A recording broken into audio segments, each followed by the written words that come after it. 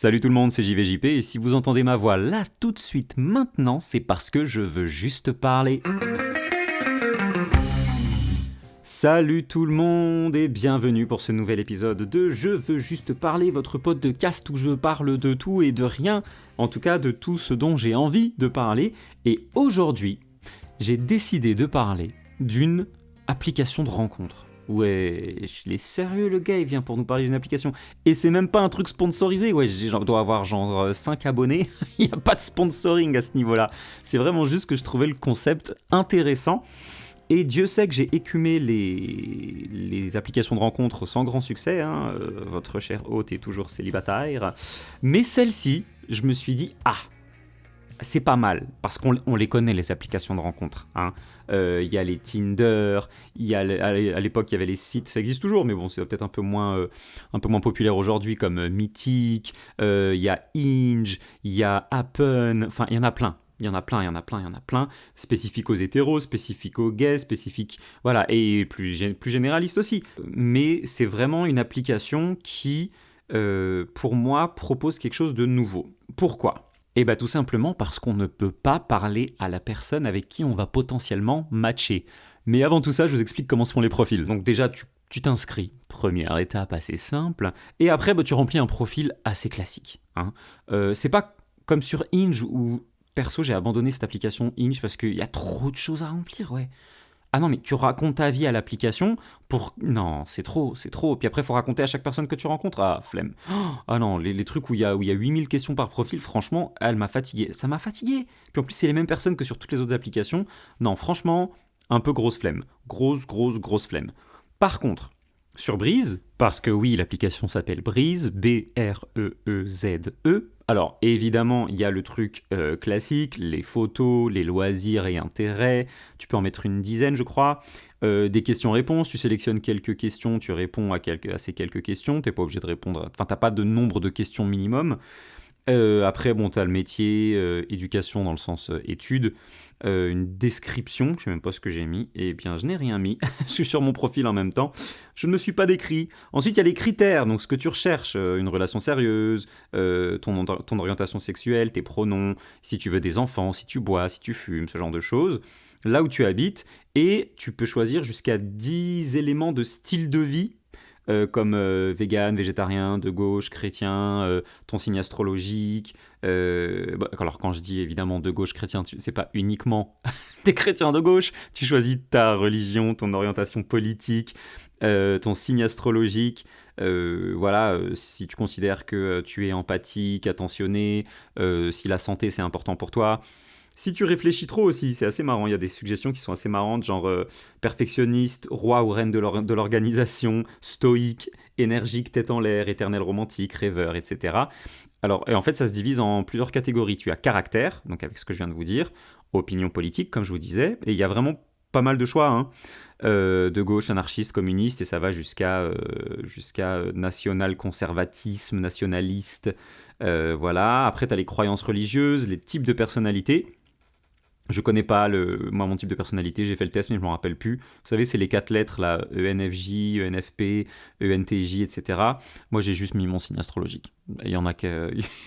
les gens les gens choisiront selon ça. Et je suis Verseau, pour ceux qui se demandent. Et je suis sûr qu'il y en a quelques-uns et quelques-unes qui ont fait « Ouh, oh non, pas un Verseau. » Et si, je suis Verseau et j'en suis fier. Et la dernière catégorie dans les styles de vie, c'est le style de vie, pour le coup. Donc c'est là où il y a flexitarien, accro au voyage, association étudiante, bohème, bourreau de travail, carnivore, digital nomade, jet set, flemmard, mode de vie durable, moderne, primitive, polyamour, sobre, sportif, zéro déchet, etc. Spiritualité, très spirituelle ou quoi, ce genre de choses. Voilà, donc ça c'est vraiment pour remplir son profil, donc c'est des choses assez basiques, hein, photos, tout ce que je vous ai dit, bon évidemment l'âge, la taille, ce genre de choses, et après le profil, pareil, il est assez sympathique parce qu'en fait il met une photo puis une partie de ce qu'on a rempli comme critères, ensuite une autre photo, bon si on a mis plusieurs photos évidemment, et ensuite les loisirs et intérêts, plus si tu as répondu à ton film, ta série préférée, ton livre préféré, ensuite encore une autre photo, les styles de vie, et encore une autre réponse à une question, une autre photo, une autre réponse à une question, et puis voilà, ce genre de choses, quoi. Donc c'est plutôt pas mal, mais maintenant qu'on a parlé de ça, une partie du concept, c'est qu'on ne peut pas discuter avec la personne avec qui on va potentiellement matcher. Oui, ça je vous l'ai dit tout à l'heure, mais je vais expliquer pourquoi. Alors, déjà, on ne peut pas rester sur l'application pendant des heures et des heures à swiper gauche, gauche, droite, enfin, on peut pas. On ne peut pas. Tous les jours, vers 19h, l'application va vous proposer quelques profils, 3, 4, 5, peu importe, qui correspondent à vos préférences, à vos critères, à ce que vous avez mis dans votre profil, en fait, tout simplement. De là, vous pouvez soit dire let's go, soit dire c'est pas pour moi. Mais il y a un petit détail qu'il faut noter, c'est soit c'est indiqué pas pour moi, soit c'est indiqué prendre un verre. Pourquoi c'est indiqué prendre un verre ? Parce que quand tu matches sur cette application, on ne te propose pas de parler avec la personne. On te propose un date directement.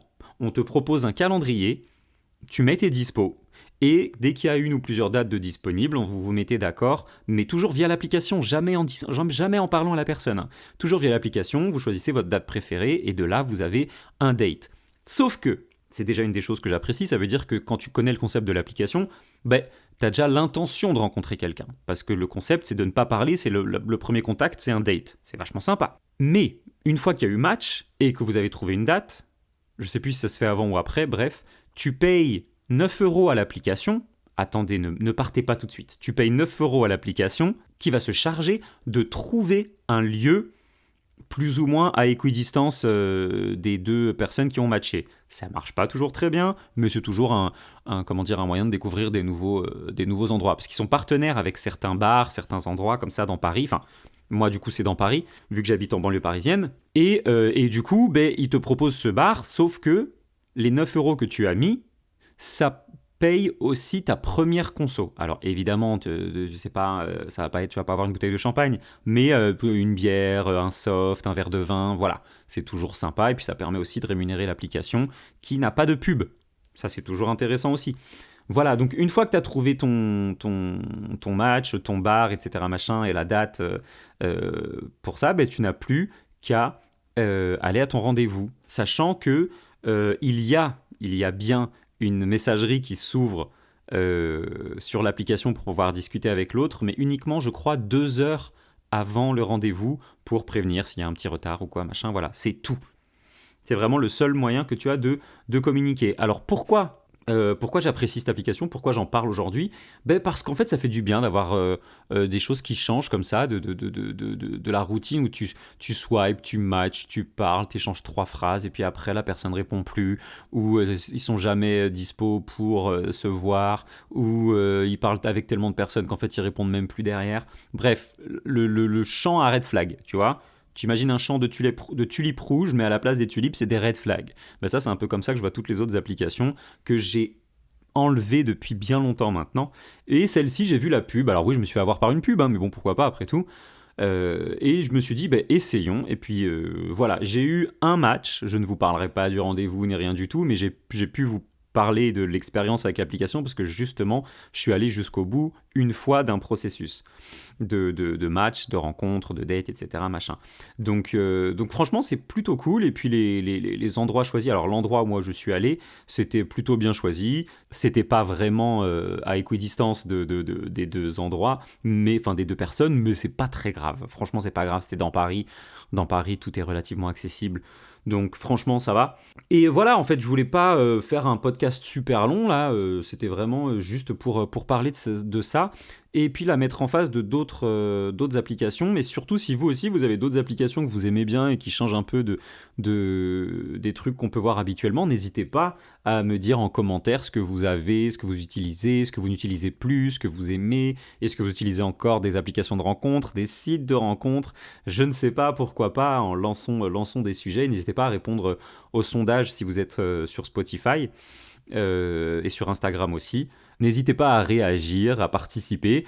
Et je vous invite, si vous êtes célibataire évidemment, et si vous voulez essayer une nouvelle façon d'utiliser des applis de rencontre et du coup de moins se prendre la tête en fait avec ces applis de rencontre, pourquoi pas. Et sachant, ah oui c'est ça que je ne l'ai pas dit aussi, on n'est pas obligé de s'échanger le numéro tout de suite après le rendez-vous. l'application nous le proposera le soir même après le rendez-vous, quelques heures après le rendez-vous, ou il me semble le lendemain. Je sais plus exactement, mais en tout cas, au pire, il y a la messagerie dans l'application. Et si jamais vous ne souhaitez pas donner suite, il n'y a pas de. Et l'application vous met vachement à l'aise avec ça. Ça, je trouve vachement bien aussi.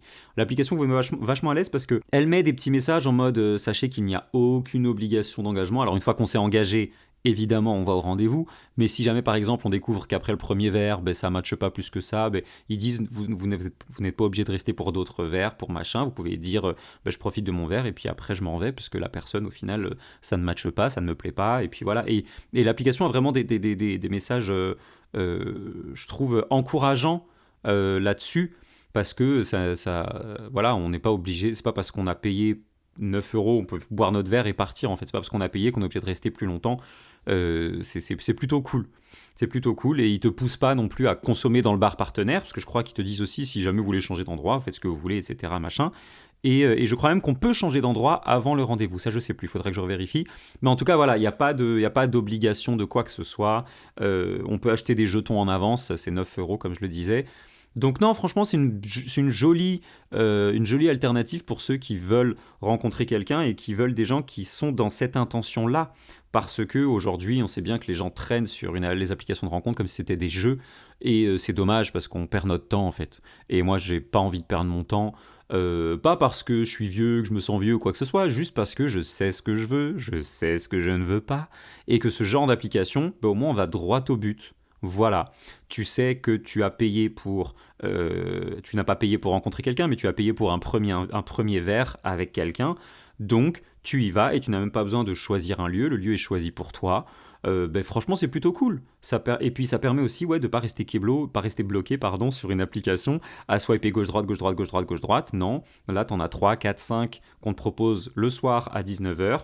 Oui, non, ça match pas. Et très bien.